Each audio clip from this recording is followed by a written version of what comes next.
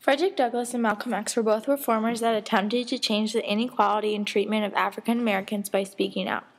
Frederick Douglass was born into slavery around 1816 in Talbot County, Maryland, on September 3, 1838. Douglass successfully escaped by boarding a train to Havre de Grace, Maryland. He became a leader and a major speaker of the abolishment movement, gaining popularity for his anti-slave writing. He fought back the slaveholders' arguments that slaves did not have the intellectual capacity to function as independent American citizens since he was once a slave himself. He said, "A battle lost or won is easily described, understood, and appreciated, but the moral growth of a great nation requires reflection as well as observation to appreciate it." By saying this, he was saying that war should be fought with a purpose so it helps the nation move forward. He spent 2 years in the UK giving lectures from 1845 to 1847. He also argued for women's rights, saying he couldn't accept the right to vote if women couldn't. During the Civil War, he fought for slaves being able to fight in the war since it was about their freedom. After the Civil War, Douglass remained very active in fighting against discrimination. In 1872, Douglass also became the first African American to receive a vote for Vice President of the United States. He was appointed Minister Resident and Consul General to the Republic of Haiti. He died in 1895.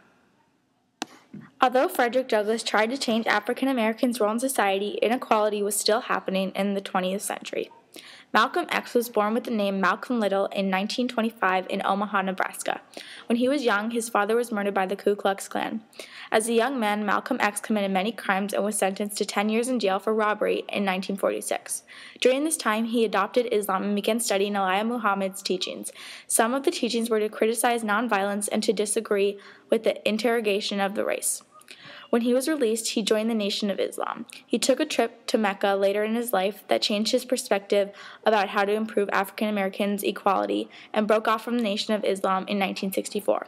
He then founded the Organization of Afro-American Unity, where he internationalized African American struggle by taking complaints to the UN and reconnected people with their African heritage.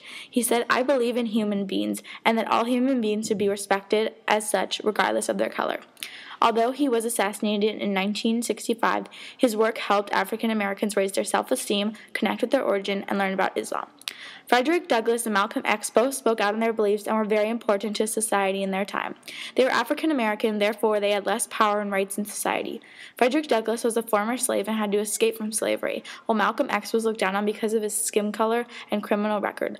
Although they had many setbacks because of their race, they were both avid speakers against inequality.